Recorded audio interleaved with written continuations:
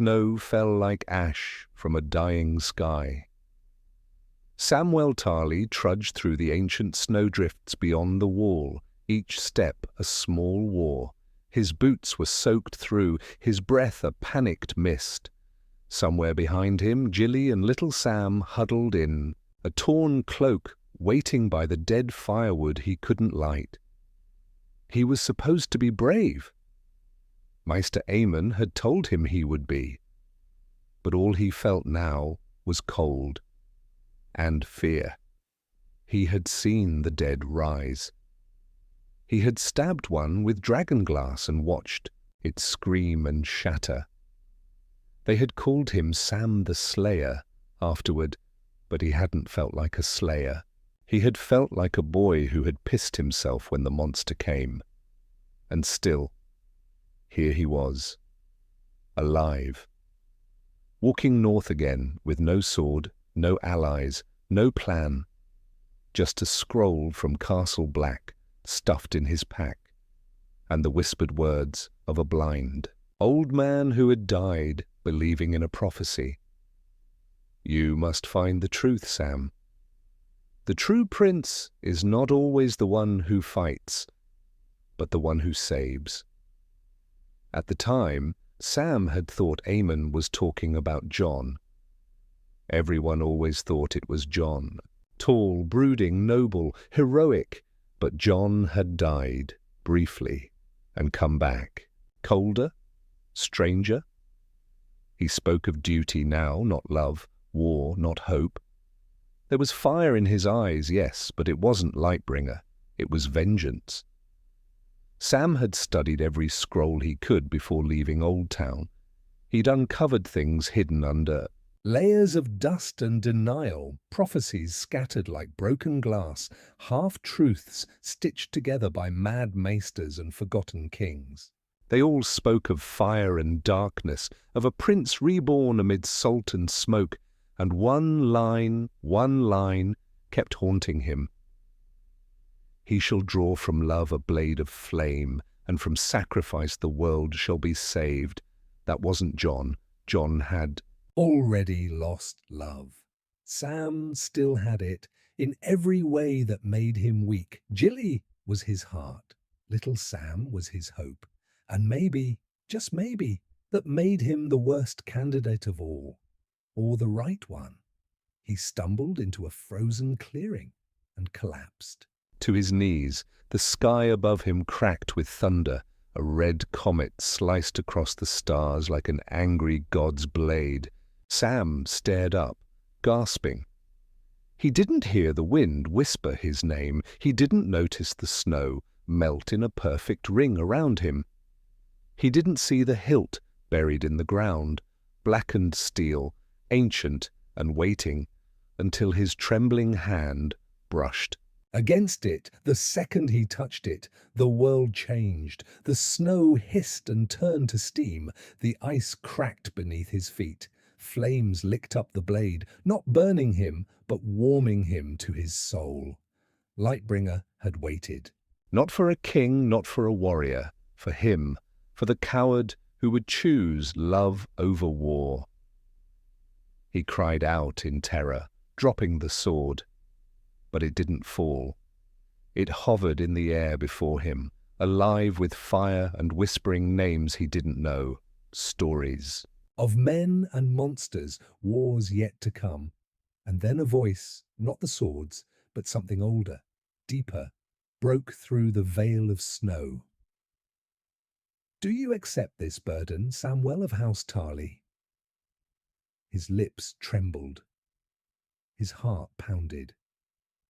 Gilly was just behind him. Jon was probably fighting his way south. Daenerys was burning cities. And the dead. The dead were moving again. He didn't want this, but he reached out and took the blade. The flame didn't burn him, it welcomed him. The snowstorm broke, and for the first time in 1,000 years, the north knew fire again. The sword was warm almost. Alive in Sam's shaking hands. Fire danced along the edges, but it didn't hurt him. It hummed like a heartbeat, steady and ancient, as if the blade itself had waited for someone who had felt fear, not conquered it. Behind him, Jilly gasped. He turned to see her eyes wide with something between awe and terror. The child clutched to her chest, whimpered as the flames shimmered brighter, casting long shadows across the snow. Sam wanted to drop the sword again to go back to being the soft, forgettable watcher on the wall. But it was too late for that now. "Sam," Jilly whispered, her voice trembling. "What did you do?" I don't know." He looked down at the blade. I think it chose me." The sword flared in his hand, reacting to his voice. He flinched, but didn't let go this time. They couldn't stay here. Whatever had just happened, it would not go unnoticed. The dead felt heat. And this was a beacon. They moved quickly, deeper into the trees, leaving behind the clearing where Lightbringer had awakened. Sam led the way, the sword acting like a torch, hissing softly as its warmth melted the snow underfoot. He could feel it now, not just in his hand, but in his chest. A fire kindling where fear used to live. It didn't make him brave, not really, but it made the fear quieter. By nightfall, they found a ruined watchtower, long abandoned. Its stones were black with frost and time, but it had a roof and enough shelter to hide from the wind. Sam set Jilly and the child down beside the remains of a hearth, then started gathering what little dry wood he could find. The fire sparked instantly, with just a touch from Lightbringer. No flint, no struggle, just light. He sat back, exhausted, and stared into the flames. Jilly leaned close, watching him carefully. "You've changed," she said. He didn't know how to answer. She reached for his hand, not the one holding the sword, but the other, cold, soft, still trembling. "But you're still you," she added. "Aren't you?" He wanted to say yes. Gods, he wanted to believe it. But the longer he held the sword, the more he felt things shifting inside. There was a weight pressing on his thoughts, like someone whispering truths he didn't want to hear. The sword was not just fire, it was memory, and it burned with knowledge older than the wall itself. When he closed his eyes that night, visions came, not dreams, not nightmares, but truth. He saw dragons circling over frozen battlefields. He saw Jon on his knees, blood soaking the snow. Around him, whispering a woman's name. He saw Daenerys with fire in her eyes, but ashes in her wake. And he saw himself, standing alone at the mouth of a cave, Lightbringer held high as the shadows poured toward him. He woke with a scream, the sword beside him, still glowing faintly in the dark. Jilly rushed to him, her arms wrapping around his shoulders, trying to calm him. But her touch felt distant, like he was already being pulled away from her, towards something larger, something cruel. That morning, the snow had stopped. The world was quiet again. Too quiet. Then he saw them. Black shapes moving at the tree line, the dead, dozens of them, maybe more. They stood still, watching, waiting.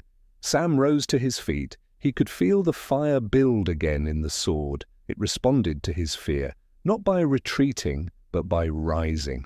Jilly clutched the baby, pale with terror. "Sam, take him." "Run back inside," Sam said.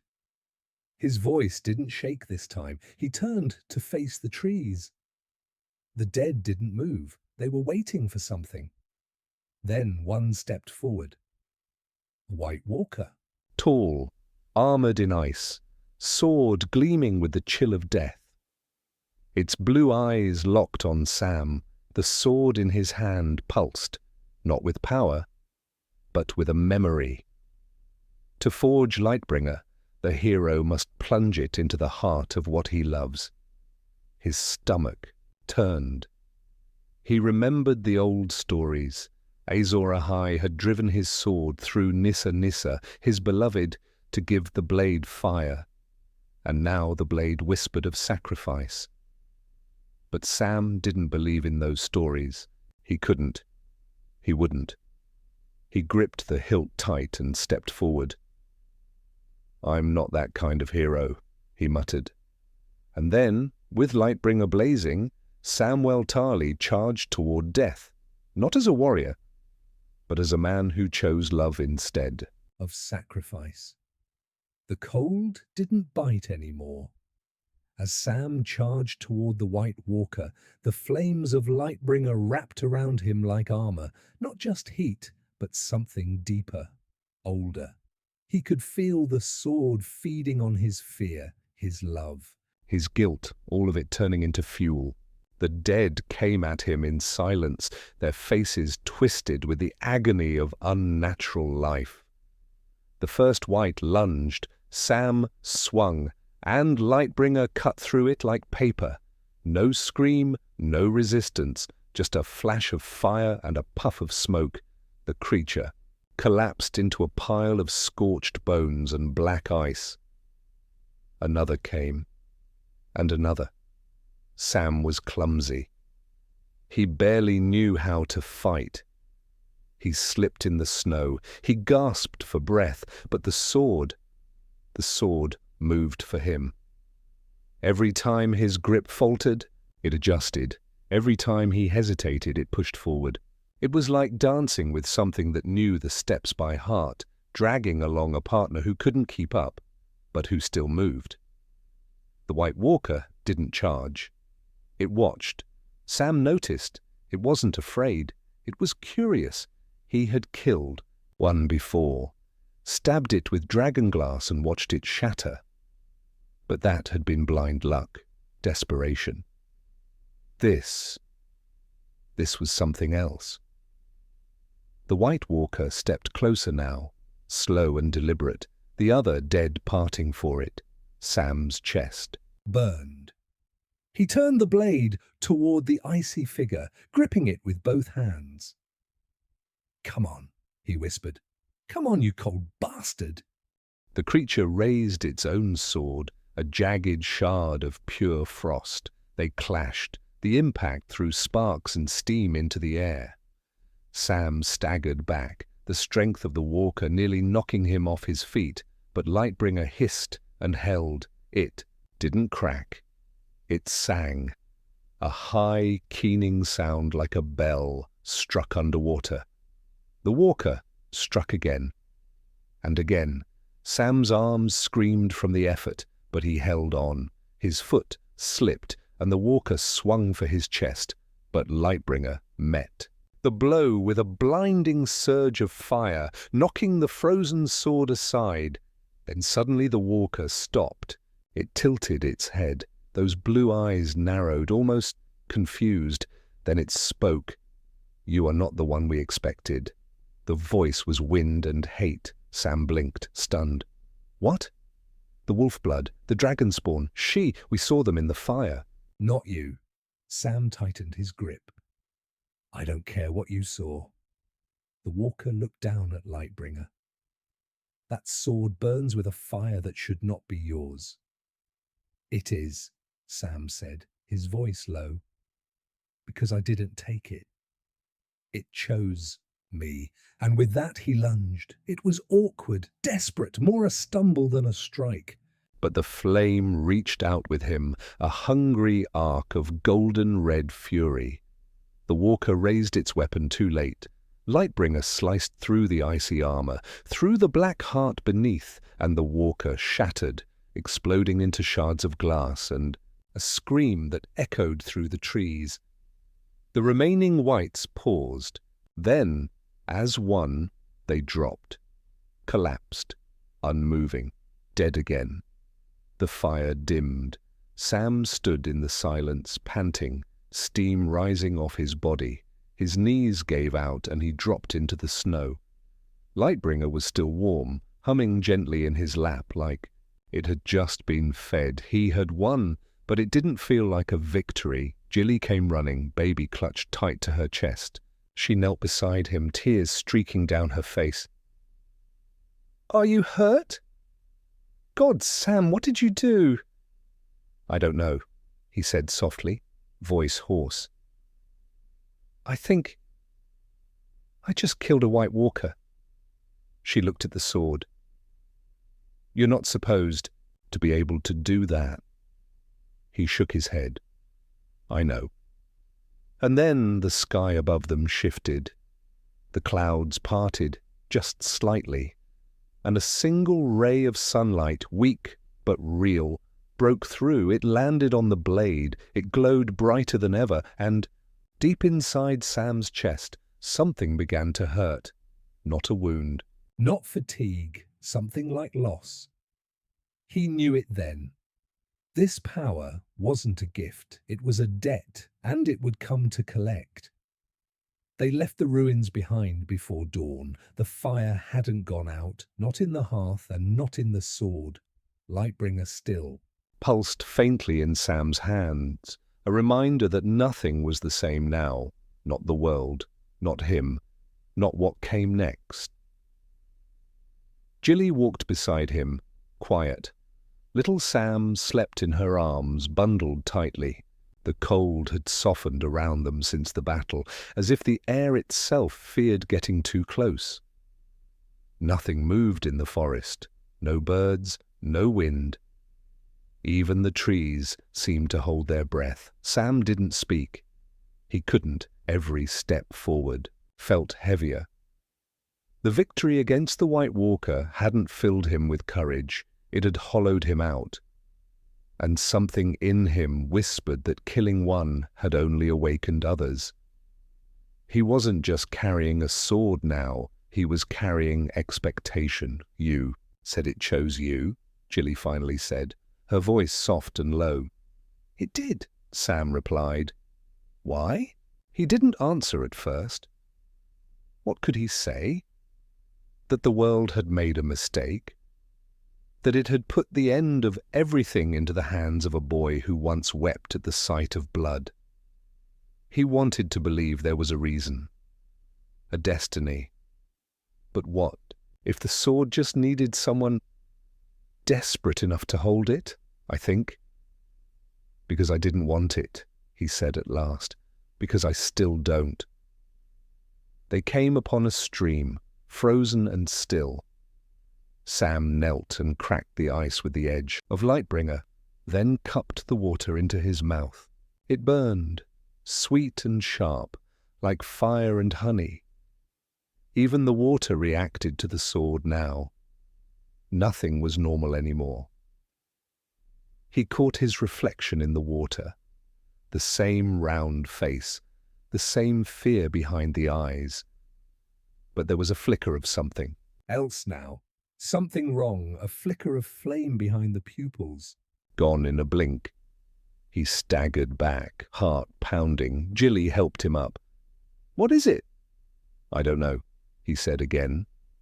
They rested briefly in a small hollow under a fallen tree. Jilly fed the child.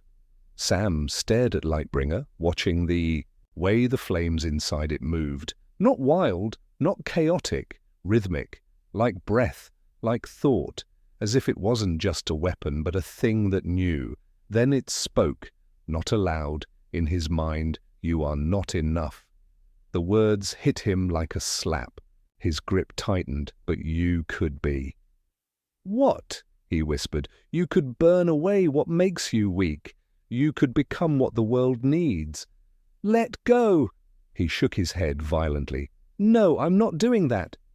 Jilly looked up. "Sam?" He didn't answer. The voice grew quieter, fading, but it left a final whisper behind. "She'll hold you back." He dropped the sword. It hissed in the snow. Jilly stared at him, eyes wide.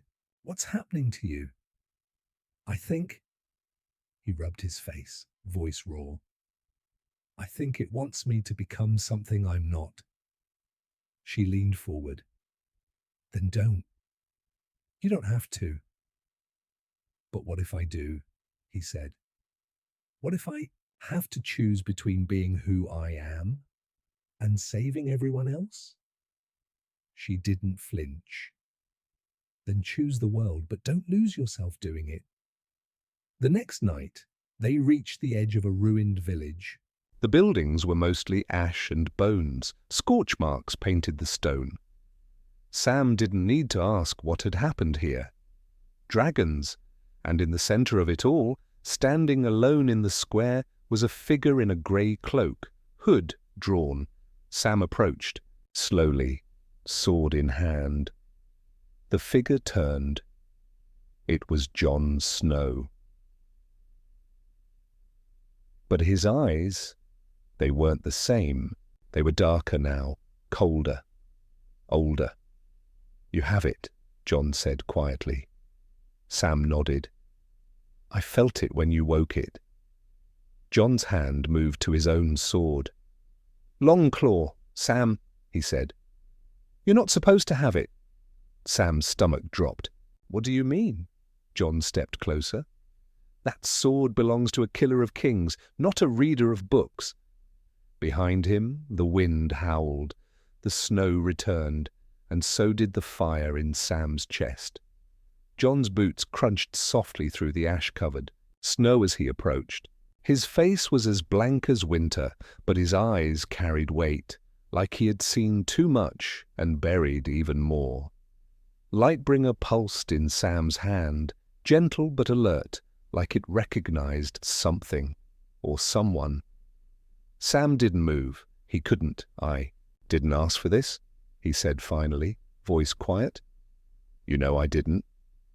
Jon stopped a few feet away, cloak billowing in the wind. I know, he said, but it still chose you. There was no warmth in his tone, just fact. I thought you were dead, Sam murmured. I was? The silence between them cracked like frost underfoot. Sam wanted to ask him what that meant. What he was now. But something about Jon, the way he stood, the way he breathed, felt like he was straining to hold something back, like speaking too much would make it all collapse. Jon's hand dropped to Longclaw's hilt. You don't understand what that sword means? Sam nodded toward the burned village behind him. Neither do you. Jon's eyes narrowed. It doesn't want kings, Sam continued. It doesn't want rulers or warriors. It wants someone who remembers what they're fighting for. And what is that? Jon asked. Love? Books? Gilly? Yes, Sam snapped. All of it. Because if we forget those things, if we burn everything to save the world, what's left to save? Jon didn't speak for a moment. Then, you sound like her. Sam's chest tightened. Daenerys? Jon gave. A slow, bitter nod. She said the same thing, until the fire whispered louder than her heart. Sam swallowed hard. And you killed her.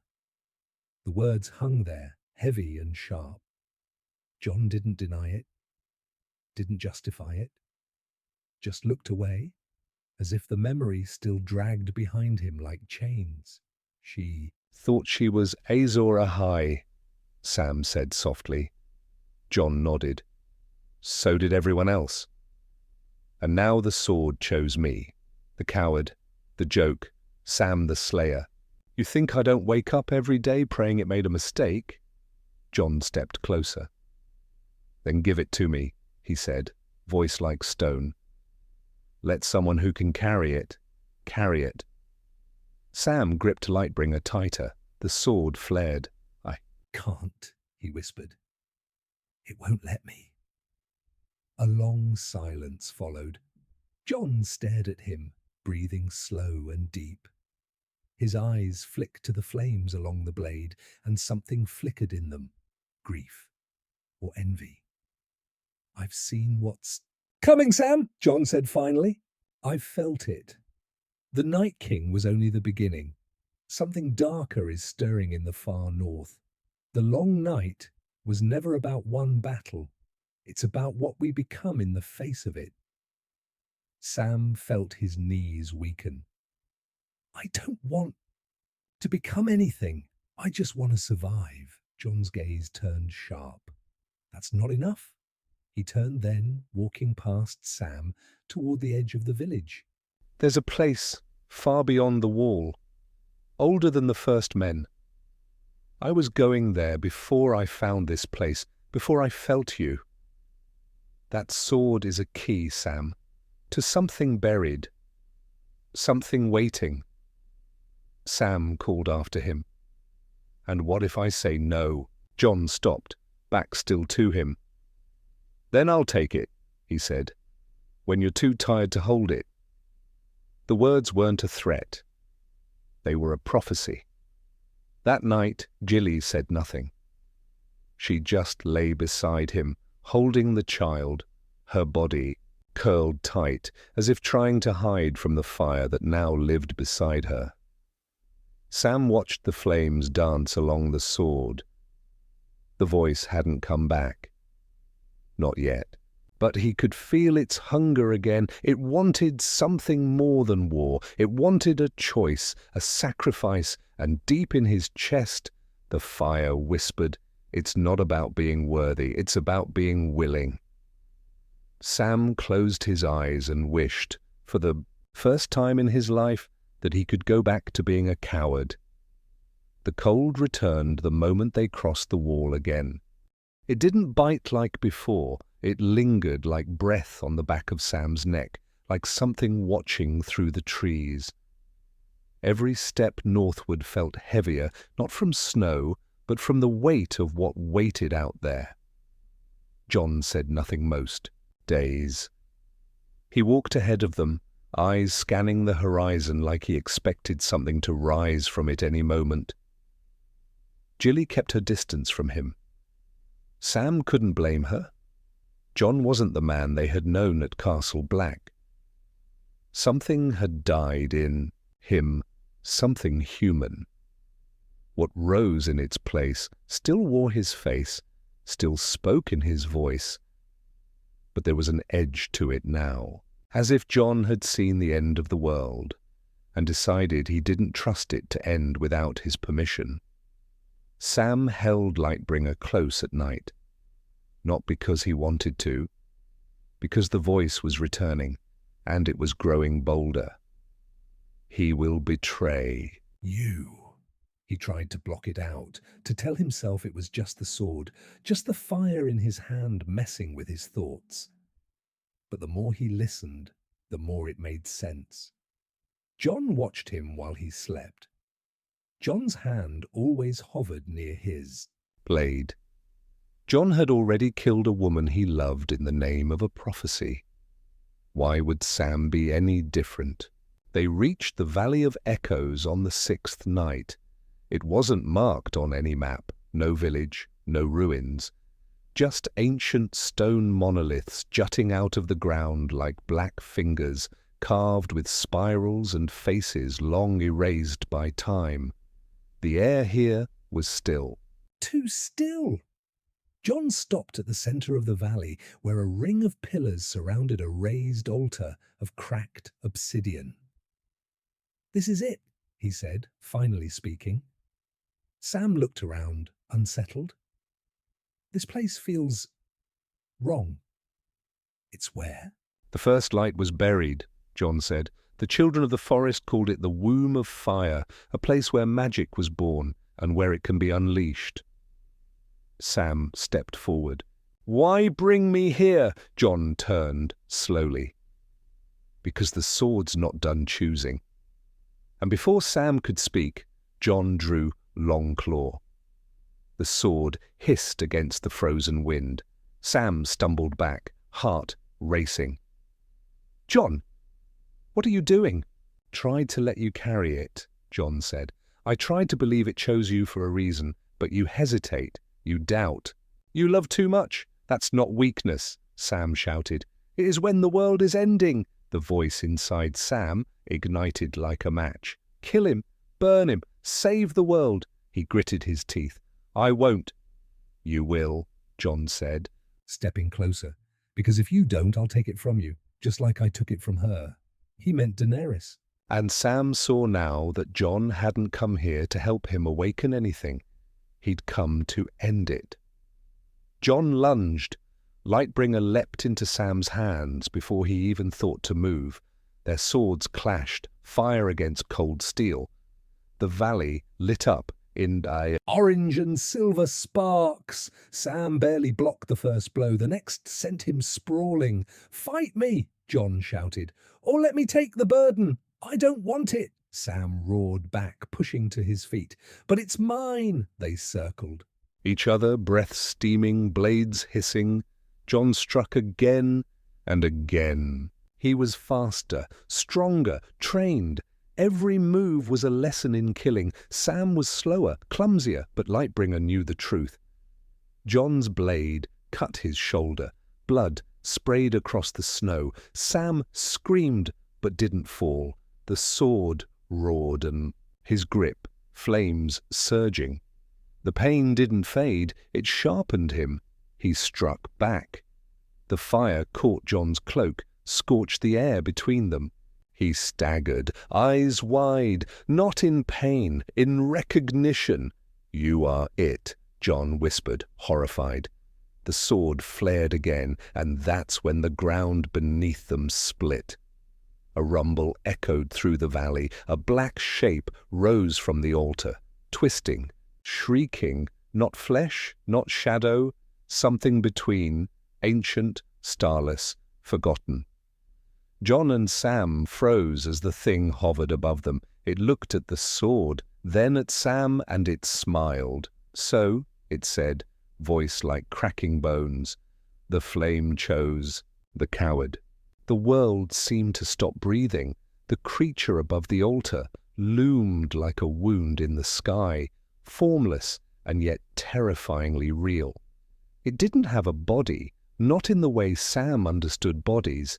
It moved like smoke poured into a human shape, arms long and bent wrong, its face a shifting mask of everything Sam feared as a boy, his father's scorn, a White Walker's eyes, fire swallowing flesh, Gilly screaming his name and not being able to reach her. And still, Lightbringer burned hotter than ever in his hand. John stood frozen beside him, his sword lowered, eyes wide with something Sam hadn't seen in him for a long time, fear. The creature hovered above the obsidian platform. Its voice cracked like frozen trees in a storm. Azor Ahai, the promised prince, the fire reborn, and this is who you choose. Sam didn't speak. He didn't need to. Lightbringer pulsed once, bright and defiant. A sword guided by love. The creature sneered. How quaint.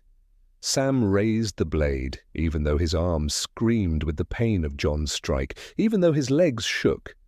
I don't care what you are, he said, or what you think I am. If you want to end the world, you'll have to go through me. The creature tilted its head slowly. Then it laughed, a sickening sound, low and mocking.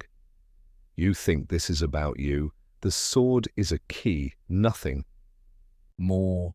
You're the lock it fits into, replaceable, fragile, full of cracks. John stepped forward then, voice tight. What are you? The thing turned toward him, and even John flinched. I am what lies beneath the myths, what slumbered when the world was young.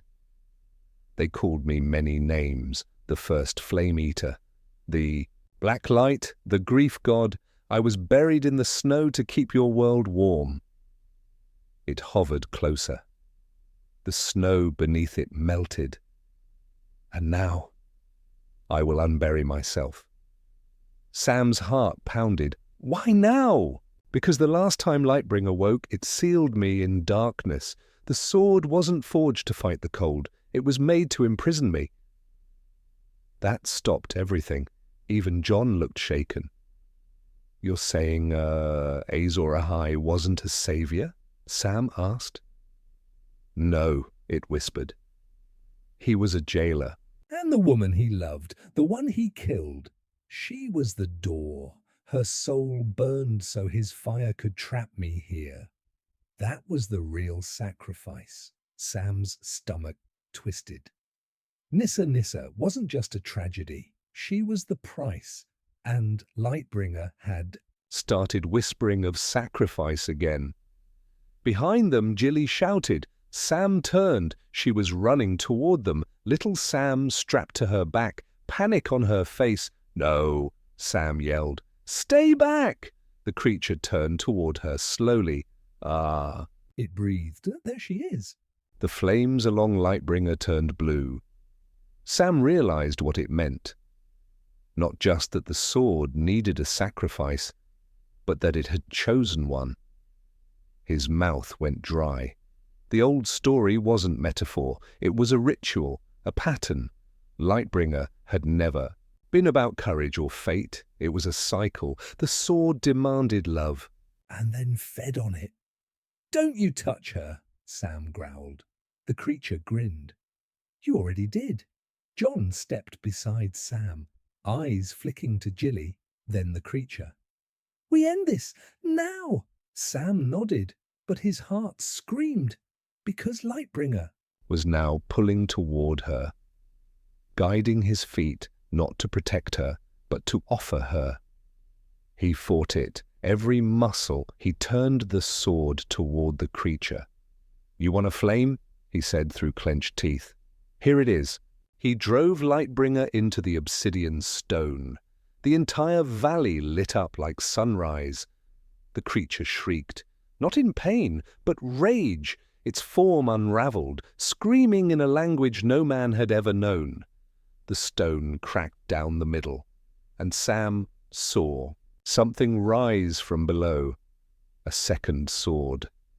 Black, cold, waiting. And John was already reaching for it. The valley split open like a wound, and from its heart rose the black sword. No flame, no fire, just silence and a cold so deep it seemed to erase. Warmth from the air. John stepped toward it, eyes locked, breath coming in sharp bursts. He looked like a man seeing something he'd been waiting for his entire life, even if it killed him. "John, don't," Sam said, voice shaking. John didn't stop. "You don't understand what that thing is," Sam tried again. "It's not a weapon. It's a mirror. It'll take everything that's still human in you." John looked back, just once. That's already gone. His hand closed around the hilt. The sword didn't glow. It didn't scream. It simply accepted him, and the moment he raised it, the creature, whatever it truly was, bowed its head. "At last," it said. blade of mercy. The one who will finish what your bloodline began. Sam stood frozen. The air felt heavier now. Every breath scraped his lungs like glass. Jilly stood behind him, cradling little Sam, her face pale, her eyes wide with the truth she couldn't speak. John wasn't John anymore, not fully. The black sword didn't shine, didn't burn, but shadows curled off it like mist. And where Lightbringer had whispered, "This blade commanded," Sam's own sword trembled in his hand, the fire within it flickering erratically. It was afraid. Lightbringer was afraid. "Put it down," Sam said, pleading. John stepped forward instead. The creature rose higher above the altar, looming like a god reborn. "Now we begin again," it crooned. "Darkness and fire joined at last. The wheel will burn, and this time no flame shall imprison me." John raised the sword toward it. Sam did the only thing he could. He charged. Their swords met in a blinding clash, fire and void, love and ruin. The force threw them apart, both skidding across cracked stone and snow. Sam's arm ached, his wound from earlier now reopened, warm blood staining his cloak. "John, stop! You're not a weapon!" "You're wrong," John growled, standing. Again. "I am a weapon. That's all I've ever been. That's why they brought me back. That's why no one ever chose me. Not as king, not as heir." "Because they were waiting for me to destroy something bigger." "That's not who you are," Sam shouted. "You died saving the world, not cursing it." John's face twisted. "Then maybe I should have stayed dead." He struck again. This time, Lightbringer met the blow with a scream, like it was crying. The fire flared, but the shadow bled through it. Every hit John landed chipped more of the stone beneath them and more of Sam's soul. "I won't kill you," Sam said. Then, "You'll die," John replied. Their blades locked again. And this time, Sam saw it. John's eyes. Not blue like the dead, not red like fire, but black, threaded with sorrow. He was still in there, buried, fading. Sam pushed with everything he had. "Remember who you are," he screamed. And something broke. John faltered, just for a moment. And that's when the creature screamed, "Kill him! Finish it! You're mine!" John turned, just enough to look back at the thing he'd been about to serve. And in that heartbeat of hesitation, Sam thrust Lightbringer forward. He didn't aim for John, he aimed for the creature. The sword left his hand and flew like a comet Of flame, straight into the shadow's chest. The valley exploded. A burst of heat and light roared through the world. The creature howled, its form unraveling, torn apart by the very fire it had once feared. It reached toward Sam with one final trembling whisper, "You could have ruled it all." Then it vanished, burned from existence. Silence fell. Sam dropped to his knees, barely breathing. The altar cracked. Lightbringer, now dull and blackened, lay at the center, dead and cold. John stood across from him, the black sword gone, his hand burned raw. He looked human again. "Sam," he whispered. Sam looked up, tears in his eyes. "It's over," John nodded slowly, then turned away, walking into the trees. He didn't ask to be followed. Sam didn't try to stop him. Some battles are fought with swords, others are fought with what's left after. He walked back to Jilly and little Sam. He had saved the world, but the fire had taken something it would never return. His heart still burned, not from power, but from loss.